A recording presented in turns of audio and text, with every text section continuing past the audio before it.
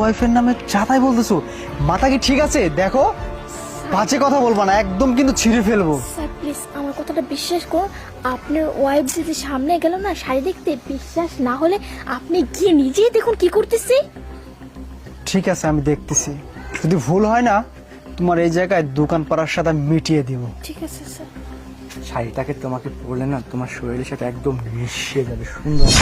শোনো, আজকে শাড়িটা পরে ক্যান্ডেল লাইট ডিনার, তার আগে শাড়িটা পরে বিকালে চলে আসবে। আমরা রমনা পার্কে একটু ঘোরাঘুরি করবো, মজা করবো, আইসক্রিম, চিপস, বিস্কুট খাবো। ঠিক আছে? শাড়িটা কিন্তু পরে আসতে হবে তোমাকে, ঠিক আছে? ঠিক আছে। তোমাকে শাড়িটা পরলে অসম্ভব সুন্দর লাগবে বেবি। ওকে। শোনো, তাড়াতাড়ি চলে যাও, তোমার স্বামী আবার দেখে ফেলবে। হ্যাঁ ঠিক আছে, চল। আমি পরে আসতে। Thank you baby. হ্যাঁ, তোমাকে তো আমি তোমার গিফট দিয়ে দিয়েছি, এবার আমাকে আমার গিফটটা দাও না। Okay baby. কি হলো? তুমি থেমে গেলে কেন? হ্যাঁ, দাও, কিস করো, কিস করো। আরে তুমি এখানে কিভাবে? কি করে আমি এখানে আসলাম?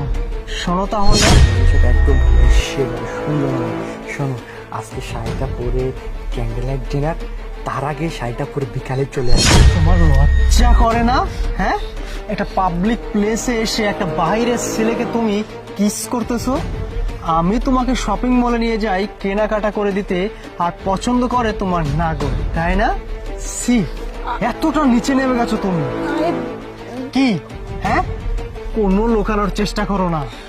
আরে তোমাকে আমি কতটা ভালোবাসি, আর সেই ভালোবাসার প্রতিদান তুমি এইভাবে দিলা। হ্যাঁ, এটা একটা পাবলিক প্লেস, এই জায়গাতে প্রতিনিয়ত মানুষ আসে হাজার হাজার, আর এই জায়গায় তুমি আমার বউ হয়ে আরেকটা পরপুরুষকে জড়িয়ে ধরে কিস করতে চাচ্ছ।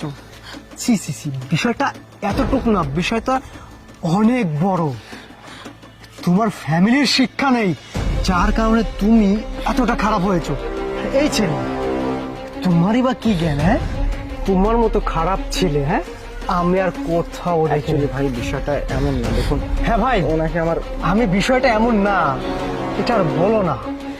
তুমি যে কাজটা করেছো, আল্লাহ তোমার সাথে এমনটা করুক আমি চাই। প্লিজ এভাবে বলবেন না। না, তুমি একটা সংসার ভেঙেছো, আর একজন মানুষকে তুমি জিন্দা কবর দিয়েছো। এর জন্য শাস্তি তোমাকে আল্লাহ নিজে হাতে দিবে। আর হ্যাঁ, তোমাকে আমি এখান থেকে নিয়ে যাব না। তুমি যেইটা সিদ্ধান্ত নিয়েছো সেটাই পারফেক্ট। তুমি ওই ছেলের সাথে থাকো, আর আমার বাড়িতে আসার চেষ্টা করো না। দুজন ভালো থেকো।